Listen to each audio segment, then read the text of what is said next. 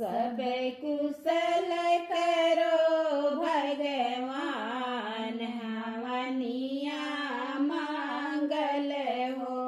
सब कुशल करो भगवान, हवनिया मंगल हो।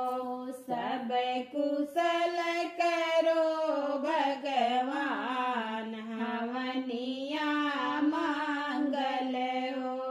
सब कुशल करो भगवान, हवनिया मंगल हो। बिटिया के जन्म में कवन फल मिली है, बिटिया के जन्म में कवन फल मिली है। अरे बाबा दी है कन्यादान, हवनिया मंगल हो। अरे बाबा दी है कन्यादान, हवनिया मंगल हो। सब कुशल करो भगवान, हवनिया मंगल हो। सब कुशल करो भगवान, हवनिया मंगल हो। बेटा के जन्म में कवन फल हुई है, बेटवा के जन्म में कवन फल हुई है। बेटवा के जन्म में कवन फल हुई है। अरे बेटवा दी है पिंड दान, हवनिया मंगल हो। अरे बेटवा दी है पिंड दान, हवनिया मंगल हो। सब कुशल करो भगवान, हवनिया मंगल हो।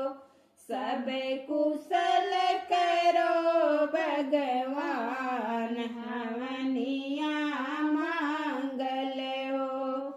अमवा लगाए कवन फल हुई है, अमवा लगाए कवन फल हुई है। अमवा लगाए कवन फल हुई है। अरे राई जे धूपवा छाहाय, हवनिया मंगल हो।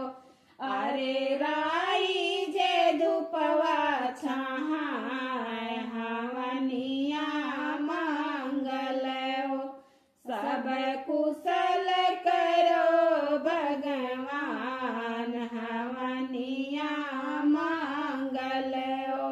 सब कुशल करो भगवान, हवनिया मंगल हो।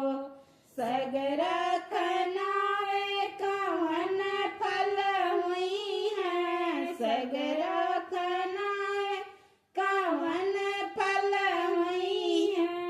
अरे गैया पी है ठंडा पानी, हवनिया मंगल हो। अरे गैया